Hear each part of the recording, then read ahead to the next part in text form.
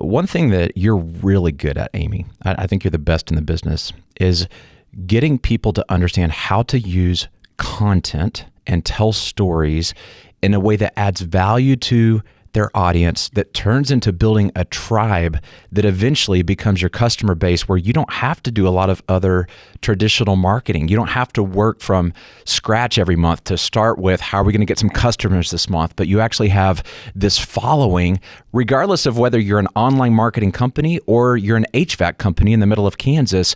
This is the game that we can all play these days as business owners. How do we get into that game? And let's talk about, if we're not already doing digital marketing and online content kind of stuff, why we should be, even if we aren't necessarily seeing ourselves as we're in that industry per se. So I am, as you said, a huge fan of content marketing. And the short answer to why you should start doing it in your business is that likely your competitors are not. And so a lot of people won't do this because it does take planning. It does take some focus, and you can batch your content, meaning do a bunch of content at once so you're not constantly on a hamster wheel. But one thing I learned working with Tony Robbins is he said, you never want to reinvent the wheel in your marketing. You want to figure out 1, 2, 3 things that work and then continue to do them over and over again really, really well. Or figure out who's doing it well, learn how they're doing it, and you do it in your business. But starting from scratch every month, or trying to create a promo really quickly because last month didn't do so well, that's what slows you down in your business. And so with content marketing, if you get a system going that okay, every other week we're creating a new blog post or podcast or new video, and we know rain or shine, this is coming out, you get into a rhythm that makes it so much easier.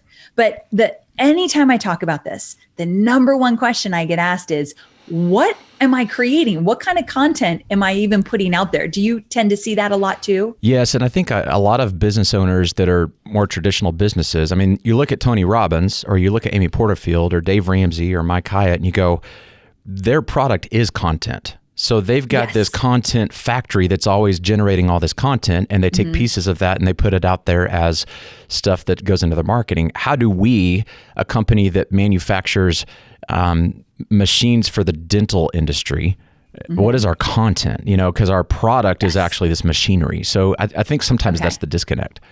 I agree.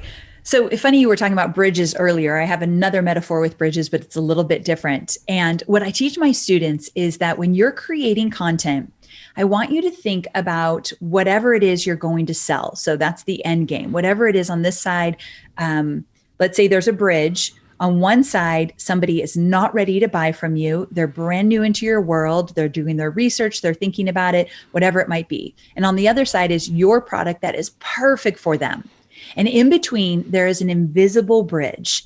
And your customers or potential customers, your community, they must walk over this invisible bridge before they're ever ready to buy. And the content you create is helping them walk over an invisible bridge.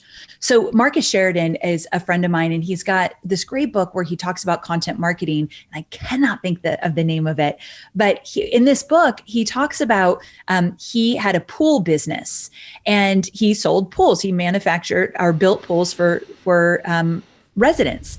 And they always had the same questions. How much is it cost to build a pool? What kind of pool should I create? How do you know if your house is going to be a good fit for a pool? Like all these questions. He had like 10 that people asked over and over again. So those were the invisible bridge questions. They needed to walk over them before they would ever call him up and say, I want to talk to you about putting a pool in my house. And so his content, he created blog posts, just flat out answered the questions that his competitors likely didn't want to put out there. They wanted you to call them and maybe they could assess the situation and then maybe give you some information. But he thought, I'm just putting it out there. These are the 10 questions I get asked all the time about building a pool in your backyard. Here it is. And he became the go-to source because people were searching for the information and he told them the truth. He walked them over the invisible bridge so that they were ready to give him a call and talk about that pool. That's the kind of content you create. Yeah. It sounds like you're saying everyone's already having conversations with their customers. And if you would just Yes. start with what's going on in those conversations and see it as content, you do have the raw Yes. ingredients. Yes, exactly. That is the raw ingredients. And that's what you put out there. Now, it could be as simple as putting it out there in a video or a podcast or a written blog, but just you put it out there because that literally opens up so much trust. They're looking for answers. And right there you are giving exactly what they're looking for. That builds trust instantly with your audience.